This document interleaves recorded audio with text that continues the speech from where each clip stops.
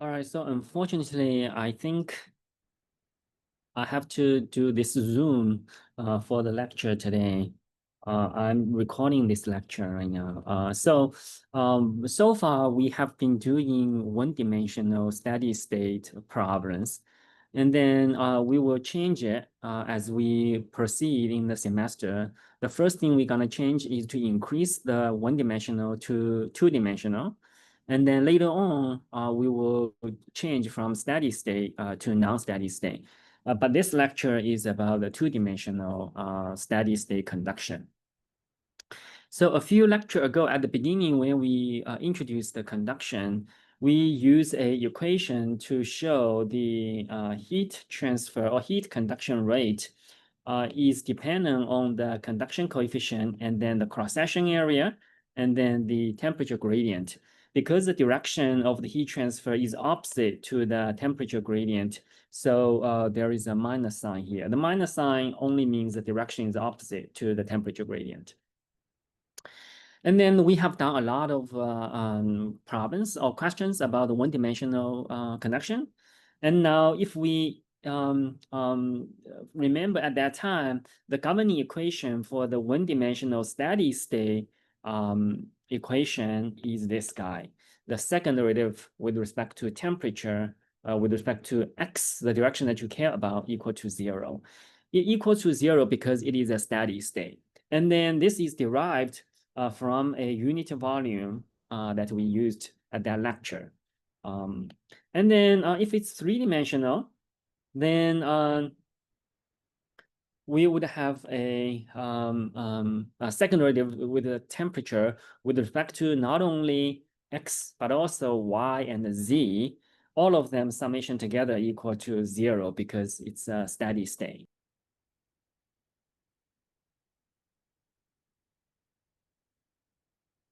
Then a intermediate format is for two-dimensional problem. When you don't have Z, you only have a big sheet, the thickness is ignored. And then for this type of problem, which I mean more than one-dimensional, either two-dimensional or three-dimensional, the methods to solve it, there are all kinds of methods, mainly can categorized into three categories. So one is the hardcore mathematical solution. Basically, someone really, really good at math, they can solve it and get an analytical solution. And then the second one is actually relying on the computer because computer gets more and more powerful. And then what you get is a numerical solution. In other words, you don't get a formula for the equation, you get the numbers with basically the temperature distribution across the XYZ space or XY surface if it's two-dimensional. And then you can use that temperature number across the space to calculate the Q that you get. I mean, the heat transfer rate for the situation. And then the last one is actually an empirical method. Basically, we use a thing called the shape factor. And then it is empirical, and it does provide you a correlation. You can calculate the specific shape factor for the situation that you are doing. So the definition of the shape factor is same as the conduction, similar to the conduction.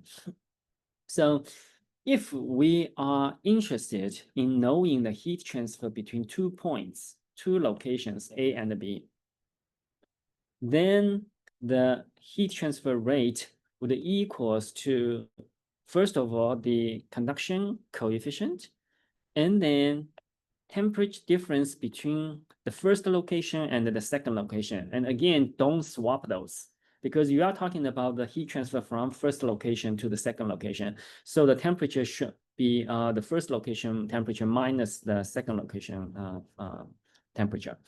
And now instead of having a cross-section surface area for one-dimensional, at that time we had A in the one-dimensional problem.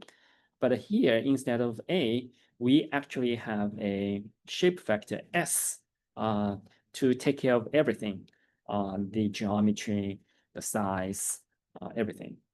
Then if you have this, then you can actually calculate the thermal resistance for that single conduction step.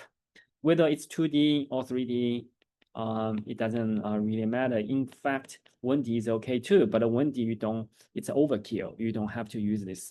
You already know the 1D formula. And then by definition, the thermal resistance between A and B, it is a ratio between the driving force, A to B, as a temperature difference between A and B, and the heat transfer rate. That's just definition what thermal resistance is. Delta T, driving force, over Q, heat transfer rate. And then because we know the Q equals to this, so you can plug this one into the denominator. And then you can see the delta T cancel each other. And then what you get, the thermal resistance for a 2D or 3D problem or object is 1 over SK. Okay, 1 over SK.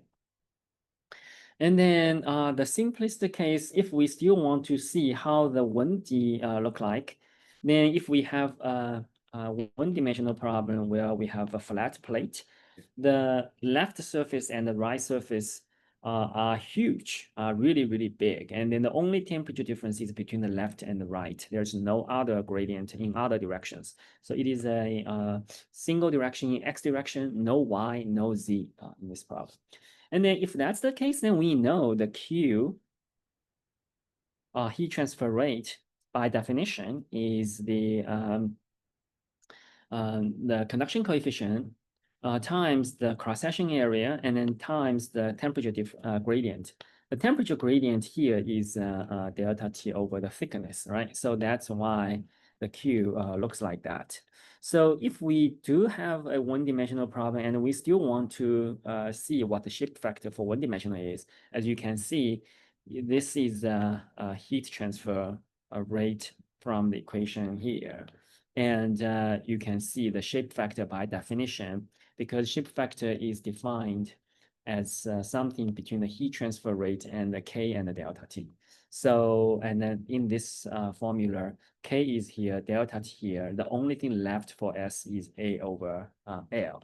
So for a flat plate, one-dimensional situation, the shape factor of this. But of course, we don't really will use it. But this gives you an idea what shape factor is. All right.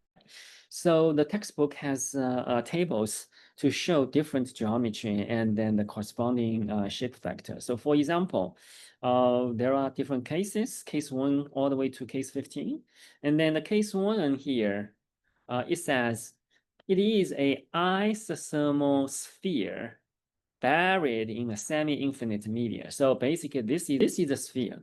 And then this sphere is isothermal. So in other words, this sphere is at a single temperature, constant single temperature. And then this is a semi-infinite medium. So this medium is really, really infinite, but it is semi because it is infinite in this direction, but there's nothing on the upper portion of the geometry. So you can imagine you put a ball buried under the ground.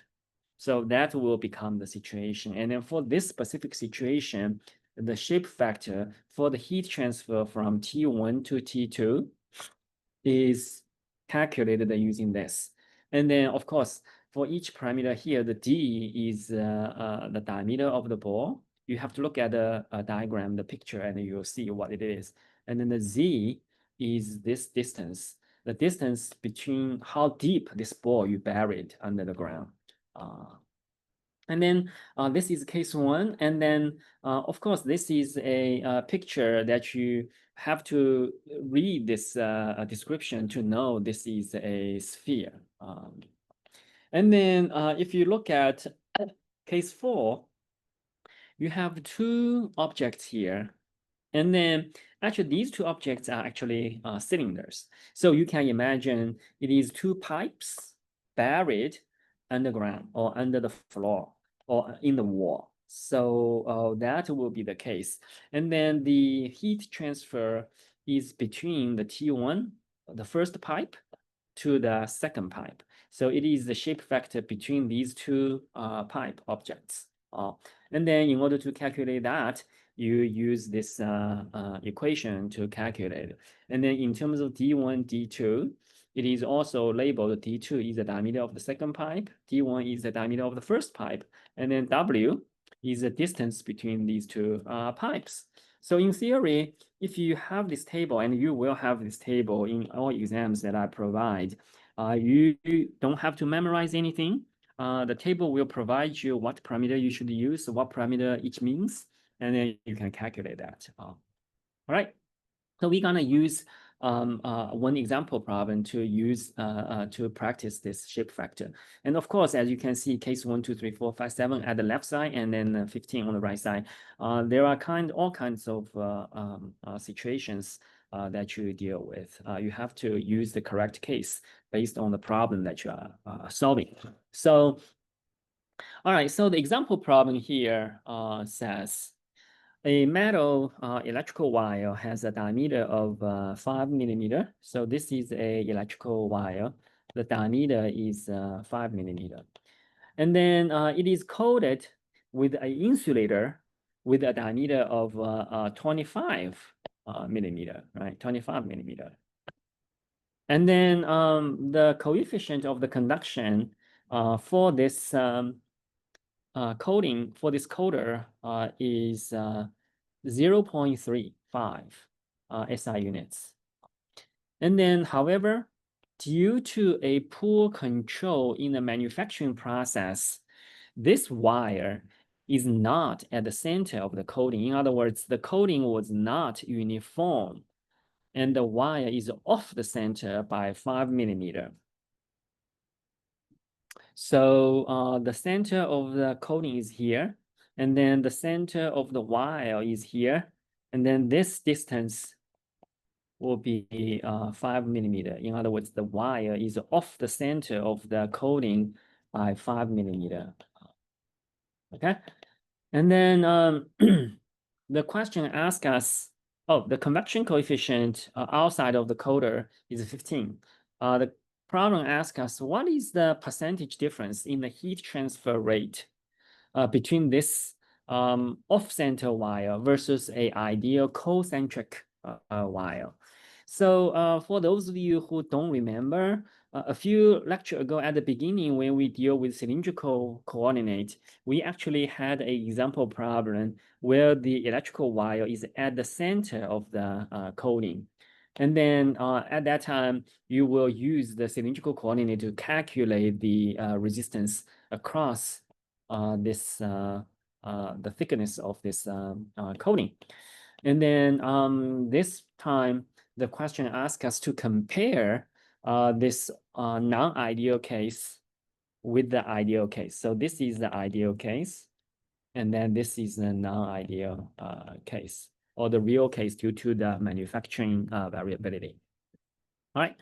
So, and then as you can see, because this time it's not only has the R direction, because the heat going across the thickness, going through the R, but however, the R is different. The thickness is different depending on the location. So it must have a secondary dimension.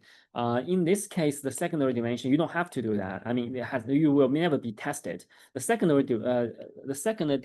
dimension is actually the theta direction, because the thickness is changing with respect to this theta direction, right? So dimension.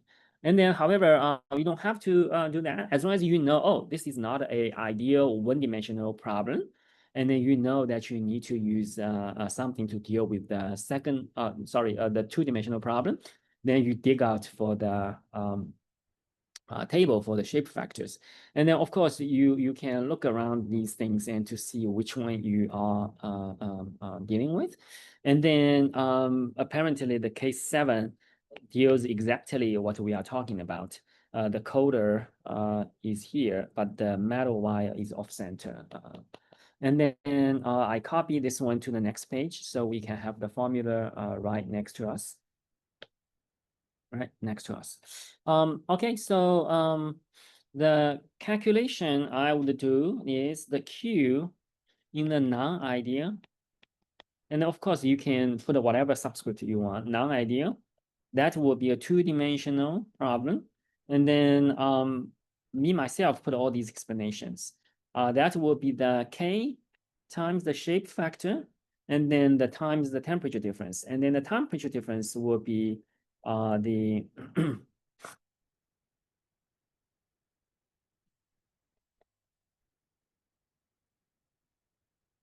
all right, so now before we so it's a closer. So we have this equation closer. And then now we need to, first of all, we need to diagnose and analyze this problem. So the heat is coming from the wire, right?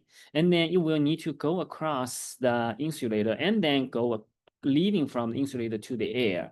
So the heat eventually coming from the wire to the air, it will have to go through two steps.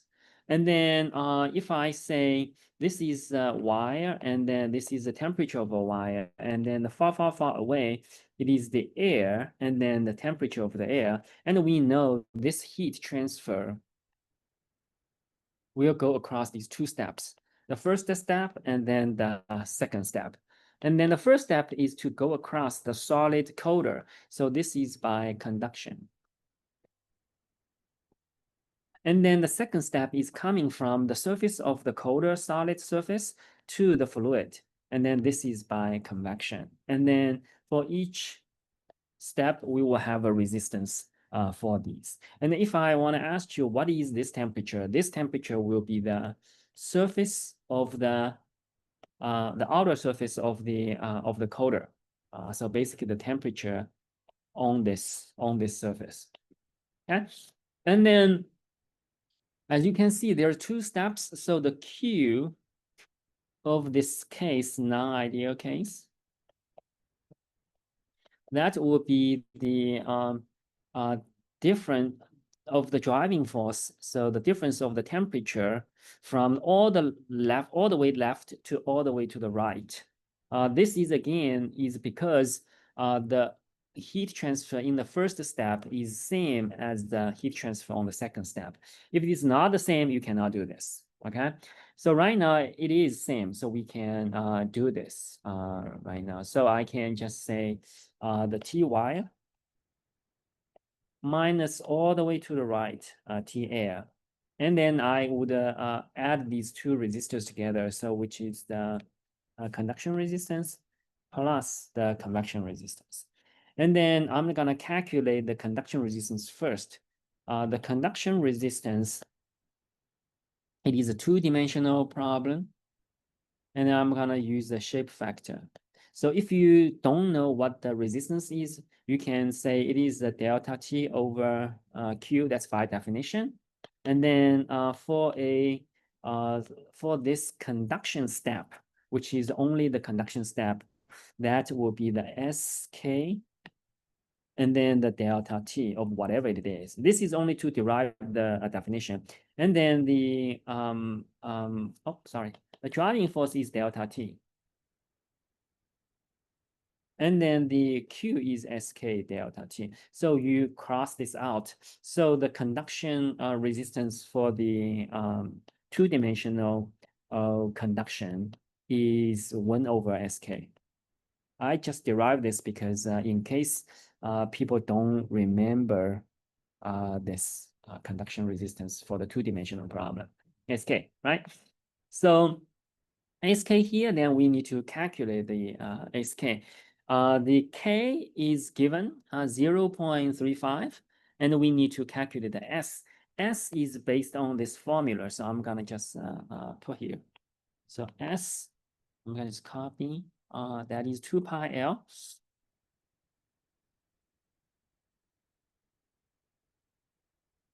And then cosine H. And then D square plus the D square minus the distance square times 4 and then divided by 2 dd. And then you can calculate it because the D is, let me just put it on. I'll take the unit length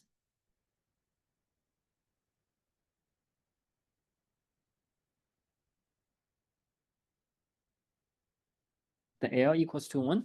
So well, I mean, if you take the unit length, then you can take the unit length. Otherwise, you can keep this L. I wrote it down the unit length. So let me do that. Let me keep the L. Okay. Me myself keep the L. For you, if you think it's simpler, you can take the take it as 1. So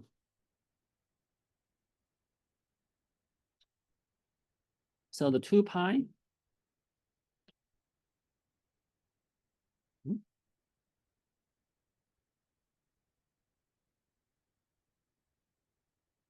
2 pi times L. And then the diameter of the first pipe, oh, sorry, the capital D is actually the diameter of the outer surface. And then the lowercase d is the diameter of the inner wire. So it is 25 millimeter. And then the lowercase d is 5 millimeter. And then the distance between the two is also 5 millimeter. And then this will be the capital, the numerator inside the parenthesis.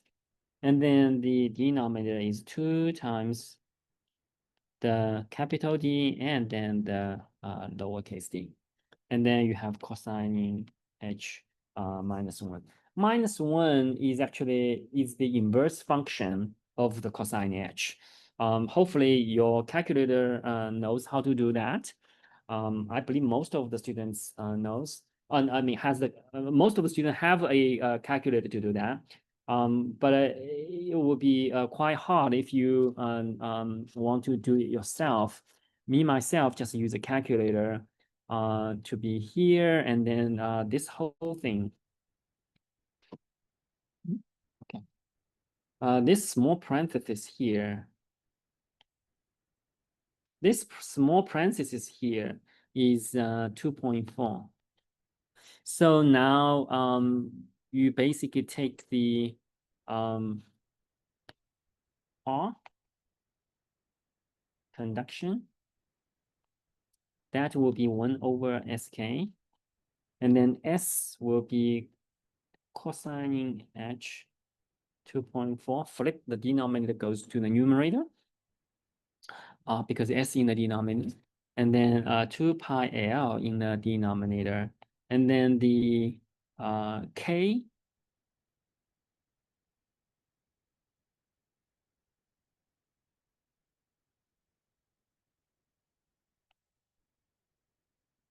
is 0.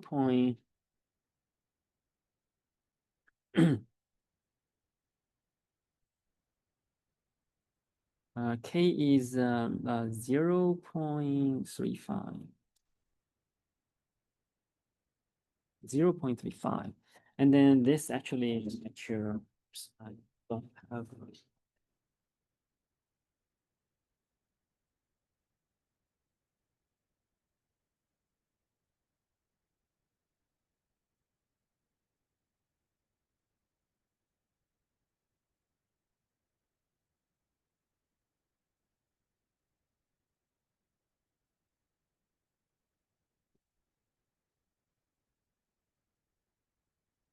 This is 1.5.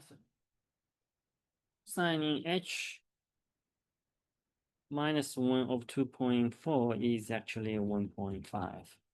And then you can calculate that 1.5 divided by 2 divided by pi, which is 3.14, and then divide by the K, 0.35. That is 0.69. And then I'll keep the L with me. And then, of course, if you don't want to keep the L, you can just use the unit length. Because the problem asks you to compare the two cases, one ideal case, the other one is non-ideal case. You can use the same length for comparison. And this is the conduction resistance. And then the convection resistance, though, it is 1 over HA. and then the H is the outside, and then also the A is the surface of the insulator, right? So here I want to, because now after exam one, I realize some students don't know which surface area that we are talking about. So the heat is transferred from the surface to the air. So the surface area that you care about is this surface, not this surface, okay? This is not the surface. And then in order to calculate these surface for the cylinder, the outer surface of the cylinder, that will be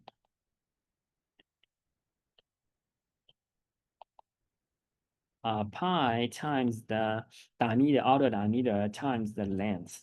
That's the surface area. And then the H naught is given. It is 15 here. So I'm just gonna 15 here. And then this is 1. And then this actually gives us 1 divided by 15 and divided by pi, that is 3.14, and then divided by the d, which is 25 millimeter. Then this gives us 0.85 over L.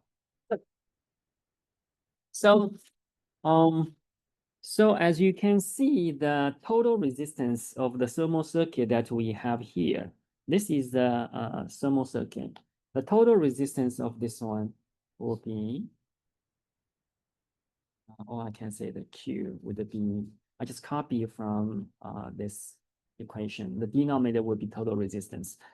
So here I will just say T in Ty minus the T air infinite, and then divide by the total resistance. The resistance one is 0.69, 1 over L. And then the second one is 0.85, 1 over L. So you keep all these parameter, temperature parameter, L parameter, and you got, if I call delta T is the difference of the delta T. So I would have delta T times the L flip up from the denominator to the numerator. And then I have 1.54, 1.54, right? And then this is the non-ideal case. And then let's look at ideal case. The ideal case is much simpler. It is what you have been doing in the past, even in exam one. So in this case, the thermal resistance of the conduction in the ideal case, the conduction resistance would equals to the log case. So that will be log out divided by the in, right? And then if you want to save that, so remember this is the ideal case. So this is the D out and this is the DY or D in. So it doesn't matter. And then the formula in the equation sheet, they may use the radius instead of diameter, but the ratio of the radius is same as the ratio of diameter. So I'm using that exchangeably. In the denominator, it is 2 pi KL. 2 pi KL. And then I punch in the numbers. This will be 25 millimeter, and then this is will be 5 millimeter. And then yes, if you want, you can use SI unit. So you can use 0.025 versus 0.005. But since it's a ratio, so I can use whatever units I want to take the ratio, 25 over 5. And then it will be 2 pi. And then the K will be 0.35 and then times the L. So you would get a 25 divided by 5, and then I'll take the log, and then I divide by 2.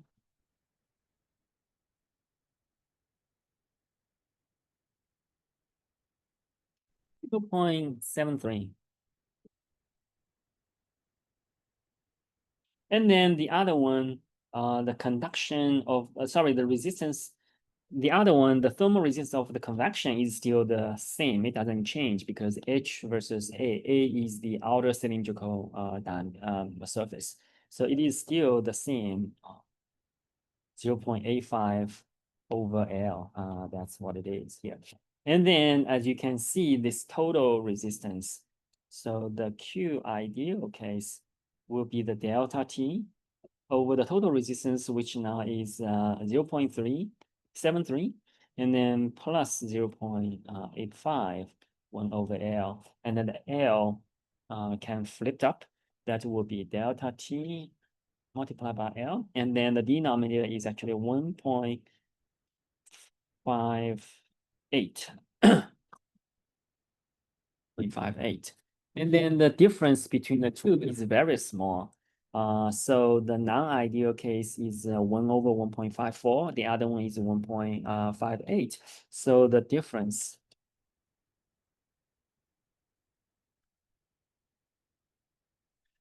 is very small. So 1.54 minus 1.58.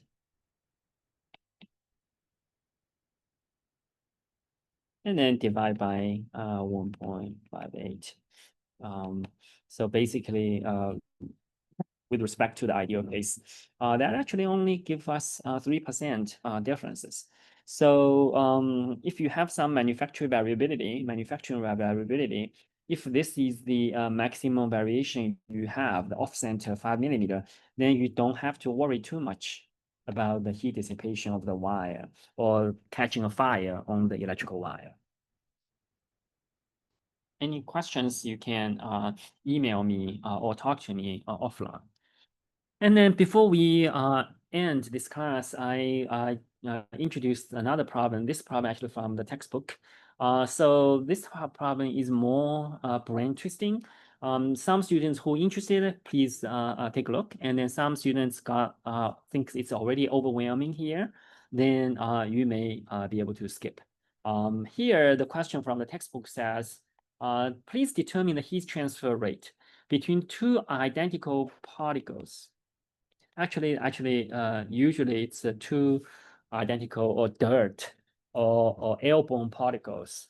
And then the diameter of each particle is very small. It's only 100 micron. 100 micron. And then, by the way, for those who don't know, 1 micron is 10 to the minus 6 meter for the SI unit.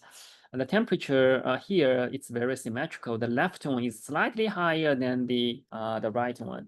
The left one is 300.1, and then the right one is 299.9. So if you look at this table, when you have two spheres, the table of the shape factor are all included here. Right. So instead of cylinder, and you are talking about sphere, and then the spheres are very limited. This is a sphere. This is sphere, and then this is the case 4 is a cylinder. I'm just looking at something with a circle, and then this is a cylinder. This is also a cylinder. And then this is also a cylinder, and this is also a cylinder. As you can see, so far, only one is a sphere. And on the right side, there's nothing here. And then this is a sphere of a diameter and a temperature in a infinite media. So this is a sphere embedded in infinitely large media. The difference between case 1 and case 2 is basically what does this sphere is buried in for this. And then the rest of it don't have any spheres anymore. So you have to choose between these two cases, which you think gonna be able to help you to solve it. And then for those of you who are interested, you can pause here, and then you can look at case 12, and then versus case 1. For those of you who are interested in maths, interested in engineering, brain twisting, then this is a problem you can spend a couple of minutes to think about it. Which case gonna allow you to do that? So me myself, actually, I'm looking at this diagram. And then, of course, you pause. And if you want to continue, then you can continue now. Because these two particles are identical, and then the temperature, the left one is slightly higher than 300, the right one is slightly below 300. So me, myself, would like to draw a line between these two particles. So if I put a vertical plane to separate these two particles, so if I use a knife or plane to cut between these two particles, okay?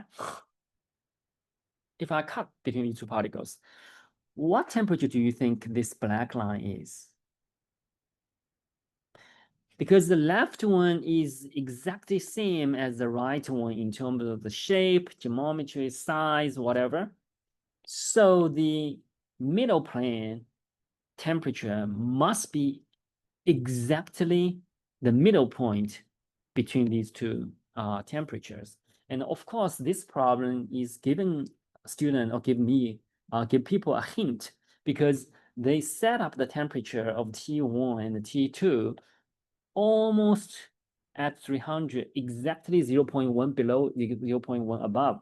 That actually gives some hint that you may want to cut in between. But in theory, you don't even have to have these nice numbers. As long as you have T1 on the left, T2 at the right, you can always cut it into half. And then this T will always be the average of T1 and T2. And here it is nice because this average is exactly 300K.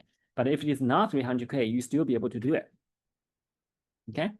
And now once you cut it, then you would see the heat transfer between them. The heat will come from here to this plane, come from the left circle or left sphere to the plane, and then from the plane, go across the plane, go to the second sphere, right? So the Q that you want to calculate between these two particles is actually the same as the Q, heat transfer, between this sphere and this vertical plane.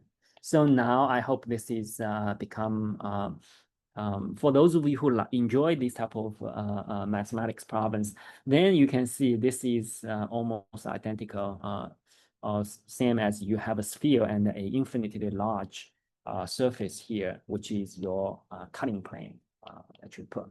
And then you can use this formula and then to calculate the heat transfer between two spheres.